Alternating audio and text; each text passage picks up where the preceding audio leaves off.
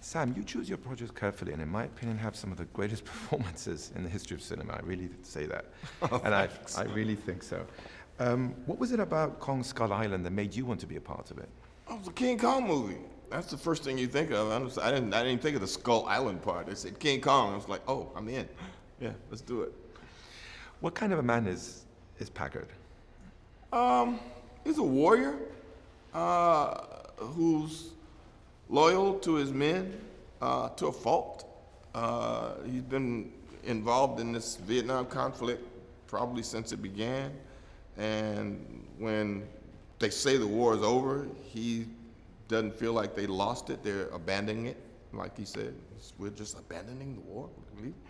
And he takes one last opportunity to go on a mission with his men that's supposedly a safe mission, just escorting some scientists somewhere to babysit them for a while and bring them back.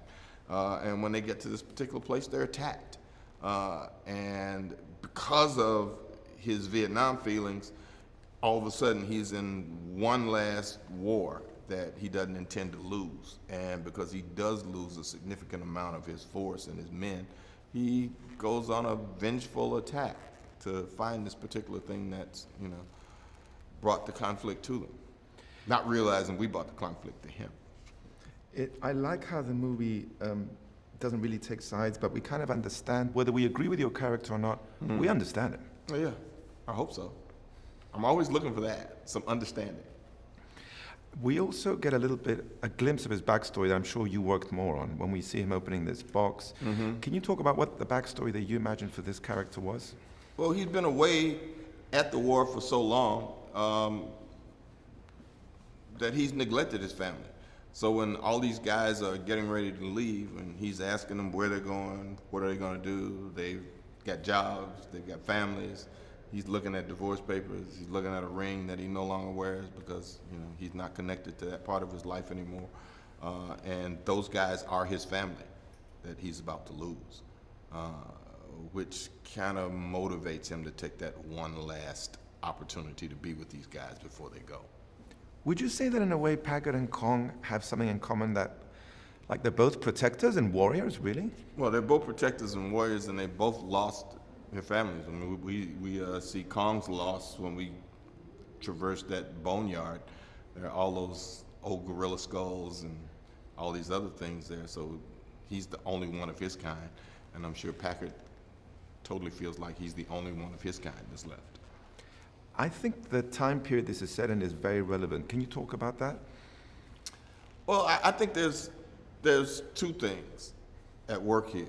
One being that the 70s, when the war was ending, were turbulent times politically in America and in the world, and they need to give this particular monster, Kong, an opportunity to grow into present day when he will meet in whatever iteration of films they have planned to make. Because right now, as they tell you, he's maybe a preteen. He's nowhere near fully grown. Speaking of him being fully grown, I mean, it must have been impressive to see him on the screen when you saw it. What did you think? Was he bigger than you had imagined? He's way bigger than anything we ever imagined, because we were constantly asking, how big is it? How fast is it? Where is it? And when I saw the film for the first time, I was like, oh my God, he was never that big in my imagination.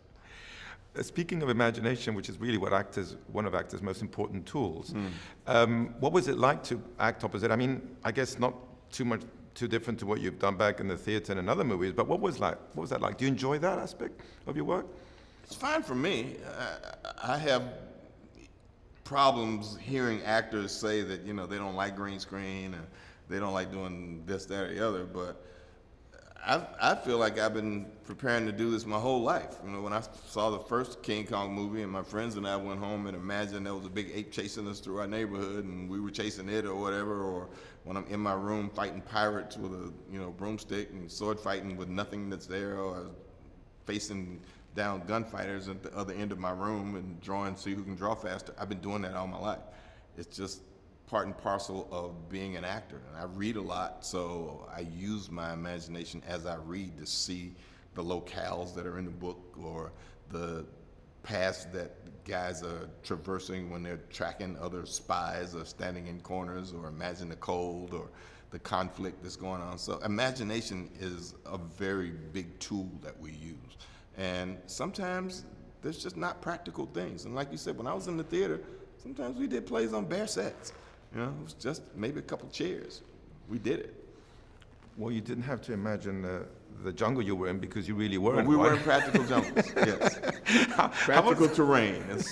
Sometimes that's an advantage and sometimes not so much, you know. It can be tedious. It's hot and it's buggy and, geez, this ground's not even even. Did anybody walk through here? There's some big anthills in here. How was the experience, in any case, of spending that time in Vietnam? Vietnam, it's kind of otherworldly and beautiful. It's easy to understand when you're there and you're out in the countryside how that conflict was lost. If you're not an indigenous person and used to being in that kind of terrain or understand it in a very intimate way, there's no way that you can actually survive out there in a comfortable way. It's going to be conflict at all times. Talking to that cast, they all look up to you.